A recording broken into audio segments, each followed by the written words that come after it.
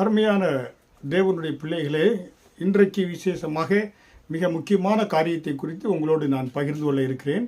அதில் உங்களுடைய கடன் பட்டியல்கள், நீங்கள் கடனில் இருந்தீங்கன்னா, கடன் பட்டி இருந்தீங்கன்னா அதில் எந்த அளவில் நீங்கள் இருக்கிறீங்க என்பதை நீங்கள் தெரிந்து கொள்ள வேண்டும். எல்லோரும் கடன் படுறாங்க. ஒரு சிலர் சிறிய அளவில் கடனில் கஷ்டப்படுவாங்க, ஒரு சிலர் அதிகமாக கஷ்டப்படுங்க, இன்னும் ஒரு சிலர் அது கடன்லேருந்து வெளியே வர முடியாத அளவுக்கு கஷ்டப்படுவாங்க.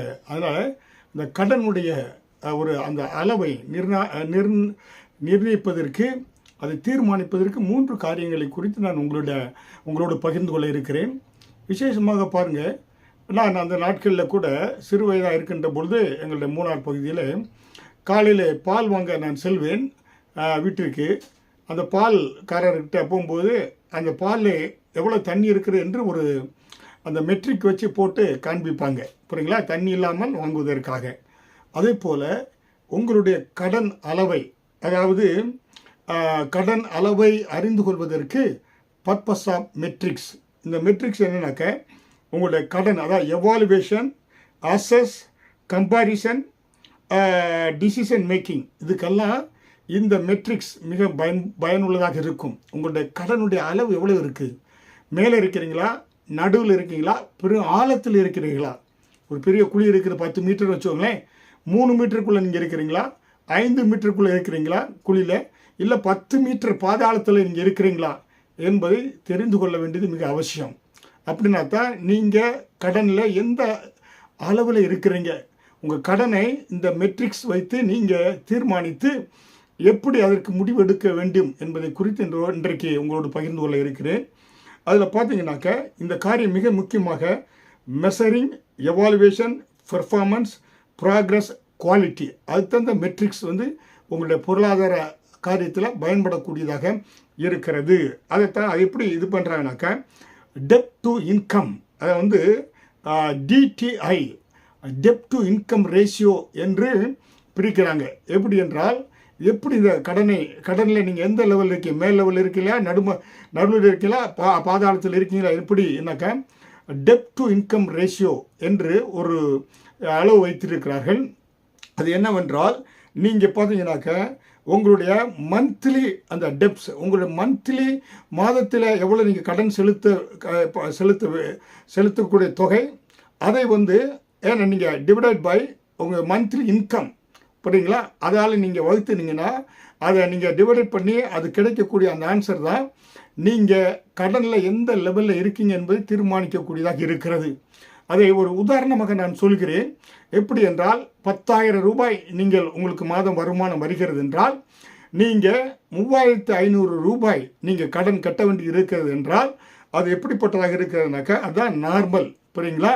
மேல்பாட்டத்தில் நீங்கள் இருக்கிறீங்க, 10,000 உங்களுக்கு பணம் வருமானம், மந்த்லி மாத வருமானம் வருகிறது. அதில் 3,500 ரூபாய் நீங்கள் கடன் கட்ட வேண்டியது இருக்கிறது ஒவ்வொரு மாதமும். அப்படி என்றால் நீங்கள் நார்மல் லெவலில் இருக்கிறீங்க, மேல் லெவலில் இருக்கிறீங்க. அதே பார்த்தீங்கன்னாக்க அந்த 10,000 வருமானத்தில் மாதத்தில் 4,500லேருந்து ஒரு 5,000 வரை மாதம் நீங்கள் கடனை கட்டுறீங்கனாக்க நீங்கள் மீடியம் லெவலில் இருக்கிறீங்க, புரியுங்களா. ஏன்னா இந்த மீடியம் லெவல் என்னன்னாக்கா நீங்கள் உங்கள் வாழ்க்கையில் ஏன்னா மிக மிக கவனம் தேவையாக இருக்கிறது. முதல்ல சொன்ன பாருங்கள், 3,500 என்பது உங்களுக்கு ஓரளவுக்கு நீங்கள் மேனேஜ் பண்ணிக்கிறலாம். ஏன்னா மீதி 6,500க்கு அதை வச்சு மேனேஜ் பண்ணிடலாம். ஆனால் இந்த 4,500 இதில் அதாவது காஸ்ட் அண்ட் நீடட், அதாவது மோர் அட்டென்ஷன், அதாவது நீங்கள் கவனமாக இருக்கணும். இல்லை என்றால் நீங்கள் பாதாளத்தில் விழுந்து விடுவீங்க. அதனால் இந்த 4,500 5,000க்குள்ளே இருக்க காரியத்தில் நீங்கள் என்ன செய்யணாக்கா, ஏன்னா நீங்கள் ஸ்ட்ரகிள் பண்ணுவீங்க. திடீரென்று அன்எக்ஸ்பெக்டட் உங்களுக்கு அந்த எக்ஸ்பென்சஸ் வந்துச்சுனாக்கா மிக சிரமப்படுவீங்க. அதனால் இது மீடியம் லெவலில், மீடியத்தில் இருக்கிறீங்க என்ன என்று அர்த்தம், புரியுங்களா. அடுத்ததாக உங்களுடைய வருமானத்தில் நீங்கள் கடன் 10,000 ரூபா வருமானத்தில் 5,000 ரூபாய்க்கு மேலே அதிகமாக நீங்கள் கடன் செலுத்துகிறீர்கள் என்றால் நீங்கள் வெரி டேஞ்சரஸ் ஜோனில் இருக்கீங்க. அதாவது ரிஸ்க் டிஃபால்ட்டில் இருக்கீங்க. இதில் என்னன்னாக்கா நீங்கள் இது பார்த்தீங்கன்னாக்கா இது ரொம்ப ஒரு சீரியஸான ஒரு கடனில் நீங்கள் இருக்கிறீங்க. ஒன்று நார்மல், ரெண்டாவது மீடியம், மூன்றாவது சீரியஸ், புரியுங்களா. இதுதான் நீங்கள் உங்கள் கடனை நீங்கள் தீர்மானிக்கக்கூடியது. அதில் பார்த்தீங்கன்னா இந்த கிரெடிட் யூட்டிலைசேஷன் ரேஷியோ எப்படி என்றால், நார்மலில் வந்து அது வந்து எப்படி சொல்கிறாங்கனாக்கா அந்த 30% இருக்குப்பாங்க, அது வந்து ஹெல்த் கிரெடிட் ரேஷியோ என்று சொல்கிறாங்க. நீங்கள் ஒரு பேங்கு கவர்மெண்ட் எடுத்தால் இது ஒரு ஹெல்த்தியானது, நார்மலாக எல்லாருக்கும் ஒரு 30% கடன் அடைக்க வேண்டியிருக்கும் வருமானத்தில்ன்ட்டு. ஆனால் அந்த 45ல் 50 வந்து மீடியத்தில் இருக்க மாடரேட் ரிஸ்க் என்று சொல்கிறாங்க.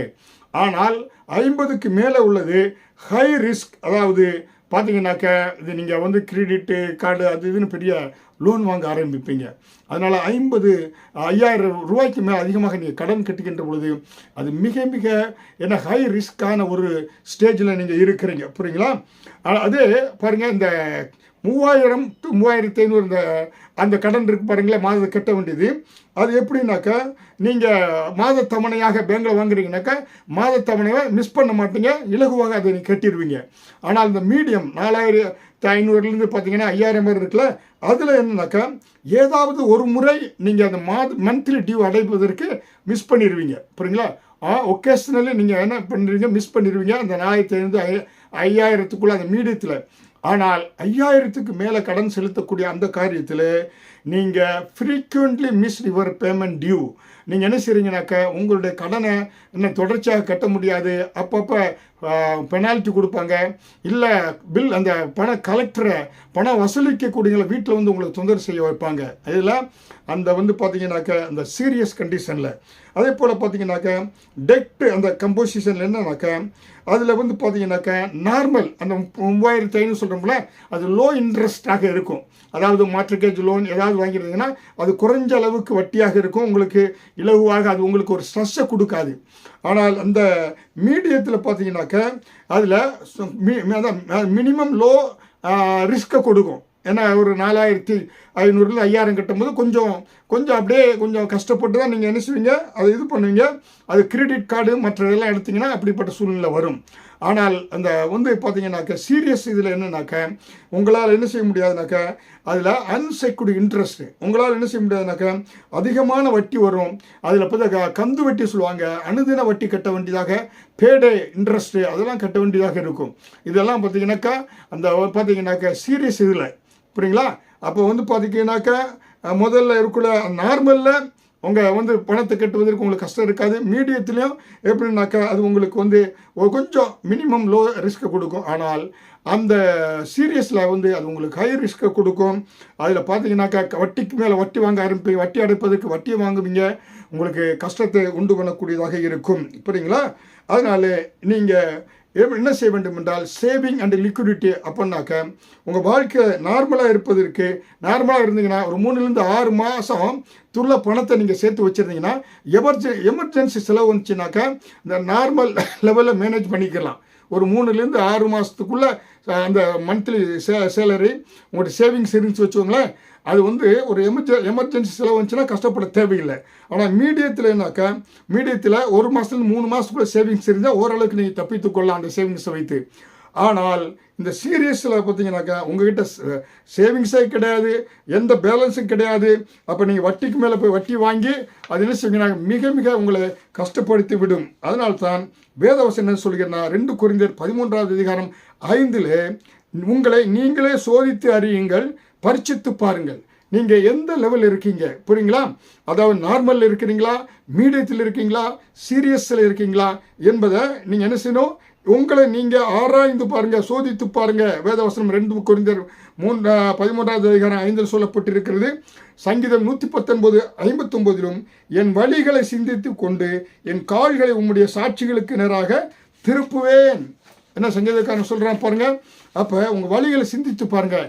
நீங்கள் வந்து நார்மல் இருக்கீங்களா, மீடியத்தில் இருக்கீங்களா, இல்லை ரொம்ப சீரியஸான அந்த கடனில் டெப்ட் இருக்கீங்களா? அதனால அருமையான தேவனுடைய பிள்ளைகளே, இந்த நார்மலில் இருந்தால் உங்களுக்கு ஃபைனான்சியல் ஸ்ட்ரெஸ் வராது. மீடியத்தில் இருந்தால் ஏன்னா எப்போயாவது ஒரு அவசரம் இருந்துச்சுன்னா 10 பணத்தை நண்பர்கிட்ட தெரிஞ்சு விட்டு வாங்குவீங்க. ஆனால் சீரியஸ் இதில் பார்த்தீங்கன்னாக்கா கடன் மேலே கடன், வட்டி மேலே வட்டி, ஏன்னா கந்து வட்டி அந்த வட்டி எல்லாம் வாங்கி நீங்கள் கடனிலிருந்து வெளியே வர முடியாத அளவுக்கு அந்த டேஞ்சரஸ் ஜோனுக்குள்ளே நீங்கள் சென்று விட்டுறீங்க. அதனால அருமையான தேவனுடைய பிள்ளைகளே, நீங்கள் உங்கள் வாழ்க்கையில் பணத்தை சம்பாதிக்கக்கூடிய அந்த ஹேபிட்டை நீங்கள் உருவாக்கி கொள்ளுங்க. ஏன்னா ஹை இன்ட்ரெஸ்டான ரேட்டு அந்த கடனுக்குள்ளே போகாதீங்க. அதே போல் பார்த்தீங்கன்னாக்கா நீங்கள் நல்ல ஒரு கிரெடிட் கவுன்சிலர் கவுன்சிலரை போய் கேட்டு பணத்திலிருந்து எப்படி வெளியே வருவது, ஃபைனான்சியல் கவுன்சிலரை ஆலோசனை பண்ணி கடன் வாங்க மாட்டேன்னு ஒரு தீர்மானம் எடுத்து கடனிலிருந்து வெளியே வருவதற்கு முயற்சி எடுங்க. அதனால் இந்த அளவுகோல் ஏன்னா பார்த்தீங்கன்னாக்க இந்த அளவுகோலின்படியாக நீங்கள் உங்களை ஆராய்ந்து பார்க்கின்ற பொழுது இந்த மெட்ரிக்ஸ் முறையிலே ஏன்னா பார்த்தீங்கன்னாக்கா நீங்கள் ஆராய்ந்து உங்களை பார்த்தா நார்மல், மீடியம், சீரியஸ் இதை ஆராய்ந்து பாருங்கள். அந்த ஆராய்ந்து பார்வதற்கு பரிசுத்த ஆவியான உதவி செய்வார். அப்படியாக நீங்கள் சீக்கிரமாக வெளியே வருவதற்கு தேவனுடைய கிருபை உங்களோடு இருக்கும். உங்களுக்காக நான் பிரார்த்திக்கிறேன். தேவன் உங்களுக்கு உதவி செய்து ஒரு விசுவாசி கடன் இல்லாத வாழ்வு, ஸ்ட்ரெஸ் இல்லாமல் உங்கள் குடும்பத்தை நீங்கள் சம்பாதிப்பது உங்கள் குடும்பத்திற்கும் நீங்கள் சேமிப்பதற்கும் நீங்கள் செலவழிப்பதற்கும் அது உதவியாக இருக்கும். கர்த்தர் உங்களை ஆசீர்வதிப்பாராக. ஆமென்.